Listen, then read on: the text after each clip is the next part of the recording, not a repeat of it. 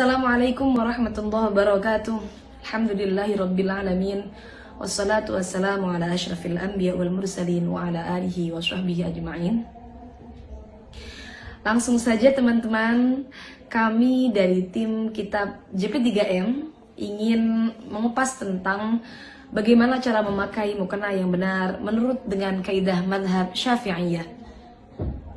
Dalam madhab Syafi'i, aurat perempuan dalam sholat adalah seluruh badan kecuali kedua telapak tangan dan wajah. Yang mana kita tahu bahwa wajah batasannya adalah dari arah menyamping seperti ini, dari mulai telinga satu ke telinga yang lain. Kemudian untuk atas dari mulai tumbuhnya rambut kepala sampai dagu. Ingat, dagu termasuk batas wajah. Dan ada satu kaidah dalam madhab Syafi'iyah, yaitu menyempurnakan perkara yang wajib maka hukumnya wajib. Sehingga cara memakai mukena yang benar seperti yang kalian lihat saat ini, yaitu adalah dengan menutup rambut-rambut kepala, rambut-rambut bayi yang ada di ujung-ujung sini itu. Kemudian dengan menutup dagu tidak terlihat, karena ini termasuk menyempurnakan perkara yang wajib. Dan juga pastikan rambut tidak ada yang keluar. Bagaimana kalau rambutnya banyak kecil-kecil di muka? Maka tentunya itu adalah rambut muka, bukan rambut kepala. Yang wajib ditutup adalah rambut kepala. Selesai pembahasan tentang wajah, mana yang boleh kita buka, kemudian kita akan masuk ke pembahasan tangan. Dan untuk tangan, seperti yang kita tahu, yang dimaksud dari kedua telapak tangan yang tidak termasuk dalam aurat perempuan dalam sholat adalah pergelangan tangan. Jadi sampai batas ini, batas pergelangan tangan. Yang tidak termasuk aurat adalah baik batin tangan ataupun punggung tangan. Ini semua tidak termasuk aurat. Tapi yang perlu panjenengan ingat, karena batasnya adalah di sini, pergelangan tangan, maka menutup sedikit bagian daripada pergelangan tangan hukumnya adalah wajib. Karena sesuai dengan kaidah yang tadi sudah kita bahas, yaitu adalah menyempurnakan perkara yang wajib, hukumnya adalah wajib. Sehingga teman-teman untuk menutup harus seperti ini. Nah, mohon maaf ini mukena saya agak seret. Nah, seperti ini. Menutup sedikit daripada pergelangan tangan. Ingat, punggung tangan dan juga telapak tangan ini bukan termasuk bagian dari aurat. Sehingga tidak masalah bila mana punggung tangan terbuka seperti ini. Ini bukan termasuk bagian daripada aurat dalam sholat wanita. Kemudian yang perlu kita bahas selanjutnya adalah benda yang digunakan untuk menutupi aurat atau baju yang digunakan untuk menutupi aurat. Yang digunakan untuk menutupi aurat adalah sesuatu yang bisa menutup warna kulit dalam majelis berbincang-bincang, dalam majelis takhotub. Maka bagaimana batasannya? Apakah nerawang atau tidak? Itu batasannya adalah bila dilihat dalam majelis berbincang-bincang, seperti mungkin dengan jarak saya berbincang dengan teman saya, seberapa urfnya, seberapa biasanya, kok terlihat warna kulitnya, maka berarti belum mencukupi. Tapi kalau tidak terlihat warna kulitnya, maka sudah bisa dikatakan mencukupi.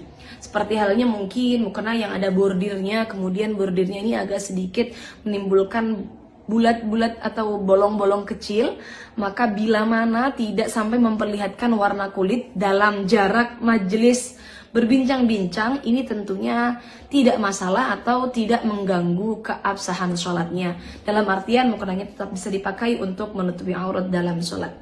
Kemudian yang perlu kita bahas lagi dalam hal menutup aurat dalam sholat adalah hal-hal yang sering terlewatkan.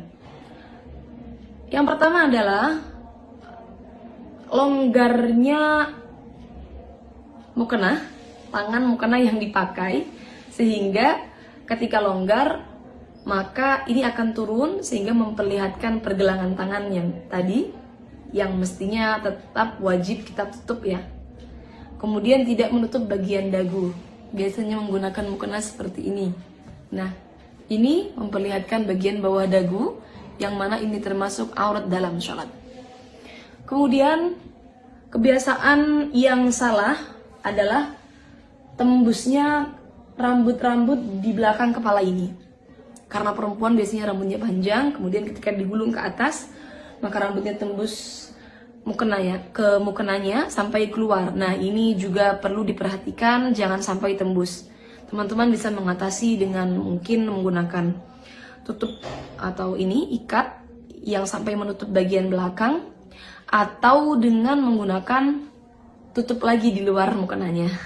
Jadi pastikan jangan sampai terlihat dari belakang. Kemudian selanjutnya yang sering terlewatkan adalah perlu diingat bahwa batin telapak kaki itu tetap termasuk aurat perempuan dalam sholat. Sehingga ketika sholat maka pastikan ketika dalam keadaan sujud batinnya tertutupi. Ketika dalam keadaan ruku maka bagian kakinya sudah tertutupi. Jangan sampai cingkrang mukenanya. Dari seluruh keterangan yang sudah saya sampaikan tadi, yang mana diambil dari beberapa kitab bermadhab Syafi'i, maka bisa disimpulkan bahwa mukena yang paling aman untuk perempuan dalam madhab Syafi'i adalah mukena terusan. Memakai mukena terusan seperti yang saya pakai seperti ini. Kenapa? Karena ini akan menutupi aurat perempuan dari arah-arah yang wajib ditutup, yaitu dari arah atas, samping, dan juga menutup bagian bawah telapak kaki. Karena telapak kaki termasuk dalam aurat wanita. Untuk teman-teman yang menggunakan mukena potongan, maka pastikan bagian leher tidak terlihat dari arah samping. Kenapa? Karena kekurangan dalam mukena potongan adalah ketika berdiri, ketika ruku, ketika mengangkat tangan, maka bagian lehernya tetap terlihat. Ini dari arah samping, bagian lehernya tetap terlihat. Walaupun toh sudah seperti ini. Kenapa? Karena pasti ada bagian-bagian longgar yang memperlihatkan bagian aurat lehernya. Kecuali bagian lehernya sudah tertutup sempurna, mungkin dengan menggunakan dalaman jilbab yang dimasukkan ke dalam pakaian. Sekian dari kami, kurang lebihnya mohon maaf. Wassalamualaikum warahmatullahi wabarakatuh.